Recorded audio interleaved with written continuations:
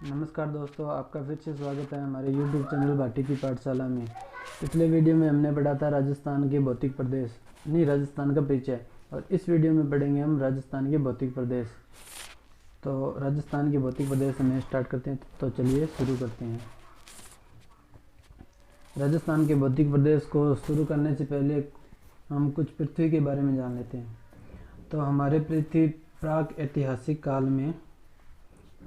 ऐतिहासिक काल में पृथ्वी दो भूखंडों में विभाजित थी। दो भूखंडों में विभाजित हो गई थी। एक था अंगारा लैंड और दूसरा था गोंडवाना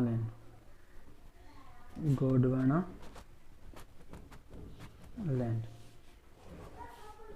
और इनके जो मध्य था उसका नाम था टेथिस सागर।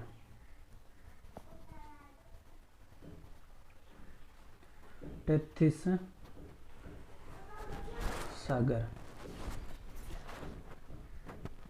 सागर के अवशेष हमारे राजस्थान में मिलते हैं। सांबर झील, डीडवाना झील और पंचपदरा झील टेथिस सागर के अवशेष हैं। ठीक है, अब बात करते हैं राजस्थान के भौतिक प्रदेश के बारे में। तो प्रोफेसर वी.सी. मिश्रा ने राजस्थान को 7 भागों में विभाजित किया है। लेकिन प्रोफेसर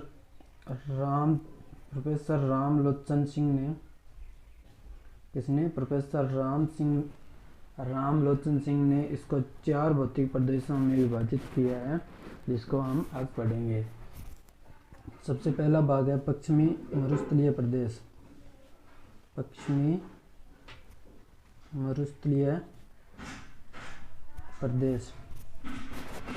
ये हमारा टेथिस सागर का अवशेष माना जाता है। पश्चिमी मरुस्थलीय प्रदेश है, वह टेथिस सागर का अवशेष माना जाता है। ठीक है, अब दूसरे भाग इन्होंने प्रोफेसर रामलोचन सिंह ने दूसरा भाग अरावली पर्वतमाला के रूप में बनाया। ठीक है, अरावली पर्वतमाला।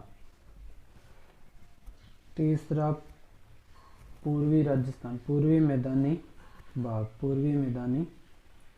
भाग। और चौथा है हड़ौती का पठार। इन 4 भागों में इन्होंने विभाजित किया है। और पश्चिमी मरुस्थलीय प्रदेश टेथिस सागर का अवशेष है, लेकिन जो अरावली पर्वतमाला है वो गोंडवाना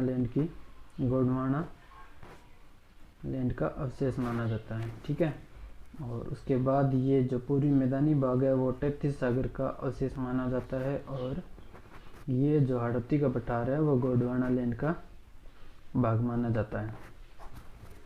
यानी सबसे पहले टेथिस सागर का अवशेष, फिर गोंडवाना लैंड, फिर टेथिस सागर, फिर गोंडवाना लैंड, ये दोनों और ये दोनों। ठीक है, अब हम बात कर लेते हैं पश्चिमी मरुस्थलीय प्रदेश की।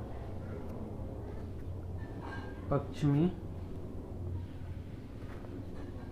मरुस्थलीय प्रदेश। ठीक है, अगर इसके क्षेत्रफल की बात करें तो ये लगभग 1,75,000 वर्ग किलोमीटर में फैला हुआ है। 1,75,000 वर्ग किलोमीटर।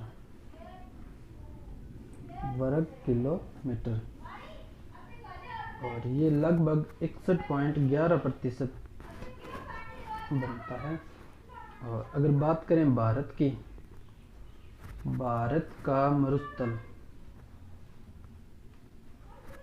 यानी कि भारत का मरुस्थल का कुल क्षेत्रफल राजस्थान में कितना है, समझे।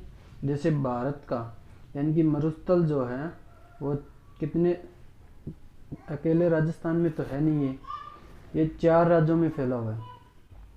ये है गुजरात, फिर राजस्थान, उसके बाद पंजाब और चौथा है हरियाणा।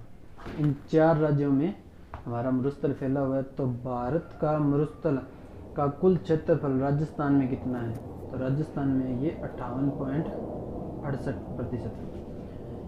ये हमारे राजस्थान के कुल क्षेत्रफल का, ठीक है, यानी कि राजस्थान के कुल क्षेत्रफल का, और ये भारत के मरुस्थल के कुल क्षेत्रफल का राजस्थान में 58.68, ठीक है। और इसमें 12 ज़िले आते हैं, और इसकी जो उत्पत्ति है वो प्लीस्टोसीन काल में मानी जाती है। प्लीस्टोसीन काल में इसकी उत्पत्ति मानी जाती है, ठीक है। अब हम चलते हैं नेक्स्ट पेज पे।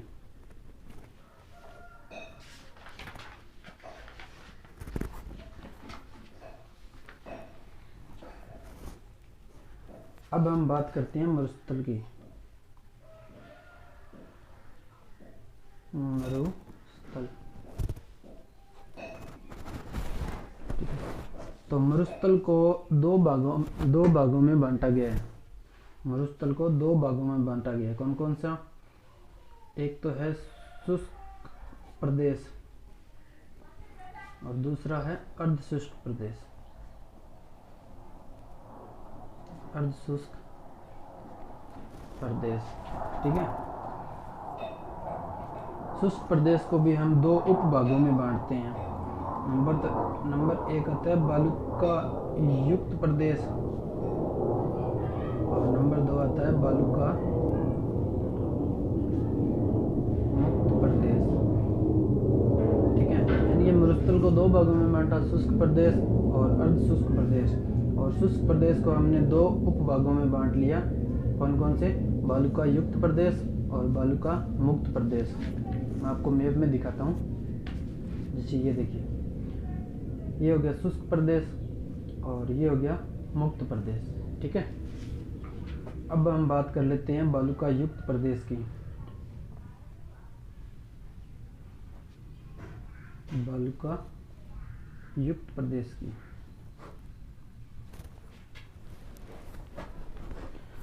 बालुका युक्त प्रदेश में हमारे 4 प्रकार के बालुका स्तूप मिलते हैं हमें, 4 प्रकार के, ठीक है। वह कौन कौन से हैं? नंबर 1 बरखान, नंबर 2 अनुदैर्य, यहाँ रेखीय बालुका स्तूप। नंबर 3 आता है पैराबोलिक बालुका स्तूप, और नंबर 4 आता है अनुप्रस्थ बालुका स्तूप। ये हमारे होते हैं अर्धचंद्राकार, इन्हें कहते हैं अर्धचंद्राकार, यानी कि ये वायु के भंवरों से बनने वाले जो बालुका स्तूप होते हैं, वायु के भंवरों के कारण ये बनते हैं, ठीक है। अनुदैर्य या रेखीय, ये वायु के समांतर जो बनते हैं वो होते हैं, ठीक है। और पैराबोलिक, ये झाड़ियों के सहारे निर्मित बहुमुखी बालुका स्तूप होते हैं। जैसे झाड़ियों के सहारे बनते हैं जो, उन्हें कहते हैं बालुका स्तूप, पैराबोलिक बालुका स्तूप। और अनुप्रस्थ है, वो होते हैं वायु की दिशा के समकोण बढ़ने वाले, यानी कि समकोण बढ़ने वाले, ठीक है। अब हम बात करते हैं बालुका मुक्त प्रदेश की। बालुका मुक्त प्रदेश, ये लगभग जैसलमेर, जोधपुर, बाड़मेर, इन तीनों का कुछ क्षेत्रफल है जो बालुका मुक्त प्रदेश में आता है। जैसे मगरा, ये बालोतरा से पोखरण के मध्य, और लाठी श्री क्षेत्र ये आती है पोखरण से मोहनगढ़ के मध्य, ये लाठी श्री क्षेत्र फैला है, ठीक है। और यहाँ पे चंदन नलकूप पाया जाता है, चंदन नलकूप, जिन्हें थार का गड़ा भी कहते हैं, थार का गड़ा। यहाँ पे विशेष प्रकार की घास पाई जाती है, प्रमुख घासें पाई जाती है, जैसे तरड, सेवण, ब्राह्मण, करड इत्यादि। ठीक है, अब हम चलते हैं नेक्स्ट पेज पे।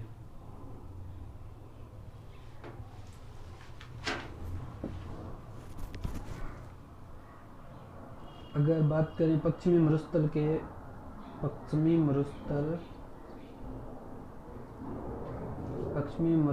के शब्दावली यानी कि पलाया,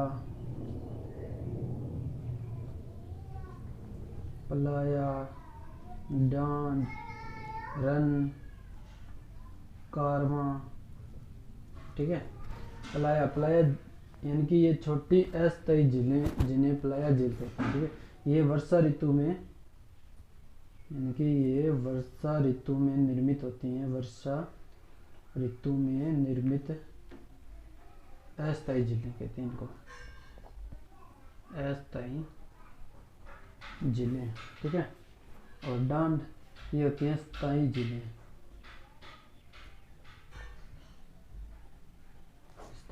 जिन्हें कहा जाता है डांड। और रन, ये जो स्थायी झीलें होती हैं, ये जो जब सूख जाती हैं, यानी दलदली भूमि में निर्मित हो जाती है, जिसे कहा जाता है रन। और कारवां से कहते हैं जो बालुका स्तूपों के मध्य स्थित मार्ग होता है, यानी कि सीधी सी बात है, दोहरों के मध्य, बालुका स्तूपों के मध्य स्थित मार्ग। ठीक है, पीछे हमने पढ़ा शुष्क प्रदेश में पढ़ा बालुका युक्त प्रदेश और बालुका मुक्त प्रदेश। अब पढ़ेंगे हम अर्ध शुष्क प्रदेश।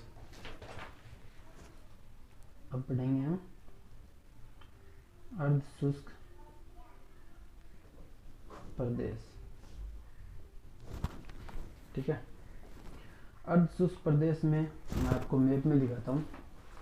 जैसे हमारा ये हो गया शुष्क प्रदेश, इसमें दो थे, ये बालुका स्तूप प्रदेश, ये मुक्त प्रदेश। ठीक है, और ये आ जाता है हमारा, ये 25 सेमी वर्षा रेखा इसे अलग करती है, और ये 50 सेमी वर्षा रेखा यहाँ से ये है जो अरावली की है, इसके बाद अरावली आ जाती है। ठीक है, तो इसको यानी कि अर्ध शुष्क प्रदेश को 4 उपभागों में बांटा गया है, घग्गर का मैदान, शेखावटी प्रदेश, नागौरी उच्च भूमि और लूनी बेसिन। ठीक है, इसे हम अलग अलग पढ़ेंगे।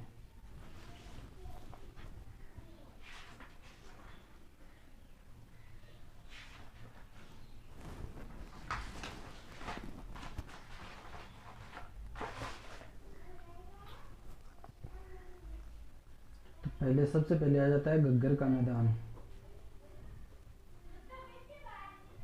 घग्गर का मैदान यानी कि ये वाला क्षेत्र, श्री गंगानगर और हनुमानगढ़, इसमें दो जिले आते हैं, श्री गंगानगर प्लस हनुमानगढ़।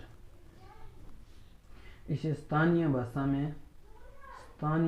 में इसे कहते हैं नाली। हनुमानगढ़ की साइड कहते हैं नाली, यहाँ इसके जो क्षेत्र होते हैं उसको कहते हैं पाट। दूसरा हम बात करते हैं शेखावटी की।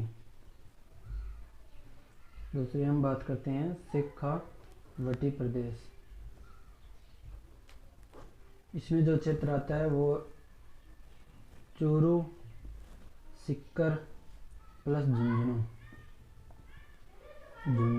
ठीक है, ये 3 जिले इसमें आते हैं शेखावटी प्रदेश में। इस प्रदेश को तोरावाटी प्रदेश भी कहा जाता है, ठीक है, और इस क्षेत्र को बंगड़ प्रदेश भी कहते हैं, बांगड़ प्रदेश। बांगड़ प्रदेश शेखावटी को कहते हैं, और बागड़ हमारे जो डूंगरपुर और बांसवाड़ा का क्षेत्र होता है उस क्षेत्र को बागड़ कहा जाता है, और इसमें बांगड़ कहा जाता है। ठीक है, इसमें बिंदी का फर्क है। अब हम बात कर लेते हैं नागौरी उच्च भूमि की। नागौरी उच्च भूमि, ये क्षेत्र नागौर का जो क्षेत्र होता है उस क्षेत्र को नागौरी उच्च भूमि कहते हैं। यहाँ पे स्पेशल एक कुब्बड़ पट्टी पाई जाती है, कुब्बड़ पट्टी, जो सभी को पता होगी। ठीक है, ये तो नॉर्मल सी बात। अब हम बात करते हैं लूनी बेसिन की। लूनी बेसिन यानी कि मैंने इसके 3 उपभाग करवाए। अर्धशुष्क मैदान के 3 भाग करवाए हैं, घग्गर का मैदान, शेखावटी प्रदेश और नागौरी उच्च भूमि। यानी कि हमारा ये हो गया, शेखावटी प्रदेश हो गया, नागौरी उच्च भूमि हो गया। अब हम बात करते हैं लूनी प्रदेश की। ठीक है, तो ये लगभग क्षेत्र आता है हमारे पाली, जोधपुर, बाड़मेर प्लस जालौर, यह क्षेत्र लूनी बेसिन में आता है। ठीक है, और इस क्षेत्र को गोडवाड़ प्रदेश कहते हैं। गोडवाड़, यहाँ पे लूनी की वजह से इसको कहते हैं गोडवाड़ प्रदेश। और यहाँ पे गुर्जर प्रतिहारों का राज होने के कारण इस प्रदेश को मंडोर भी कहा जाता है, मंडोर क्षेत्र भी कहा जाता है। और यहाँ पे राव सिंह ने मारवाड़ की स्थापना की थी, तो इस प्रदेश को मारवाड़ प्रदेश भी कहा जाता है। ठीक है, अब हम पश्चिमी मरुस्थल के कुछ अन्य बिंदुओं के बारे में जानेंगे, जैसे मुख्य बिंदु। इस क्षेत्र में हम देखेंगे जैसे कुछ पहाड़ियाँ हैं, जैसे 56 की पहाड़ी, 56 की पहाड़ियाँ। ये पहाड़ियाँ हैं बालोतरा से सिवाना तक, बालोतरा से सिवाना तक। ठीक है, और इन पहाड़ियों के मध्य जो नकोड़ा पर्वत है, नकोड़ा पर्वत यहाँ सबसे ऊंचा पर्वत है 56 की पहाड़ियों में। ठीक है, और दूसरे नंबर पे हम पढ़ लेते हैं जसवंतपुरा की पहाड़ियाँ। जसवंतपुरा की पहाड़ियाँ ये मुख्यतः हमें जालौर में पाई जाती हैं। ठीक है, ये यहाँ पे जालौर में है, जसवंतपुरा की पहाड़ियाँ जालौर में। और तीसरा हम पढ़ लेते हैं सांचौर, जो है जालौर में। इसे राजस्थान का पंजाब कहा जाता है, राजस्थान का पंजाब, क्योंकि यहाँ पे 5 नदियाँ प्रमुख जो है वो बहती हैं। ठीक है, इसीलिए सांचौर जालौर को राजस्थान का पंजाब कहा जाता है। अगली वीडियो में हम पढ़ेंगे अरावली पर्वतमाला, अरावली प्रदेश। ठीक है दोस्तों, थैंक यू।